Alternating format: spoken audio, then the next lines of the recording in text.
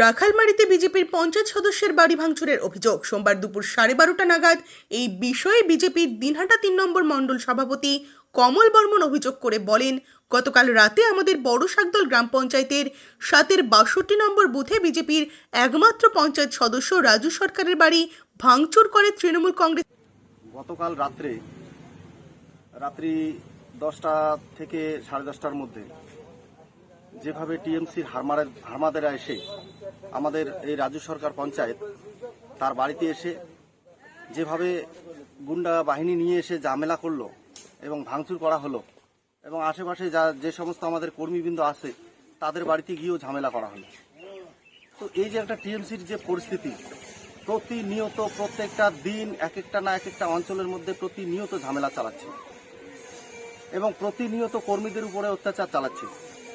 তো শাসক দলের যে পরিস্থিতি আপনারা দেখতেছেন যে এখানটায় শাসক দলের লোক সেরকমভাবে মিটিং মিছিলে যাচ্ছে না, এবং তার পরিপ্রেক্ষিতে সাধারণ মানুষের উপরে অত্যাচার করার জন্য যেভাবে লাগছে, এবং এই বড় শাসক দল অঞ্চলের মধ্যে যিনি প্রধান, যার মদতেই এত কিছু হচ্ছে, সেই মদতকারী প্রধান তিনি সকলকে নিয়ে যেভাবে আমাদের এই একটা পঞ্চায়েত বড় শাসক দলের মধ্যে এই পঞ্চায়েতের আশেপাশে প্রতিনিয়ত ঝামেলা করার জন্য উনি করতেছেন, এবং মারধর থেকে শুরু করে সমস্ত লোককে ওরা হেনস্থা করতেছে।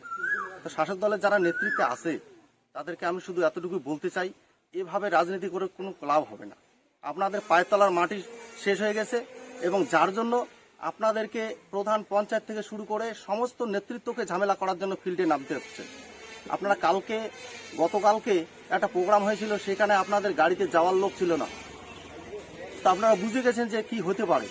তারপরেও যেভাবে আপনারা ঝামেলা করছেন, আমার মনে হয় এভাবে রাজনীতিতে আপনারা টিকে থাকতে পারবেন না। এখনো শুধরানোর সময় আছে, যদি শুধরাতে পারেন তাহলে হয়তোবা সেই জায়গাটা আপনারা ঠিক রাখতে পারবেন, আর না হলে আগামী দিনে এর পরিণতি কি ভয়ঙ্কর হবে সেটা আপনারা চিন্তা করতে পারবেন না।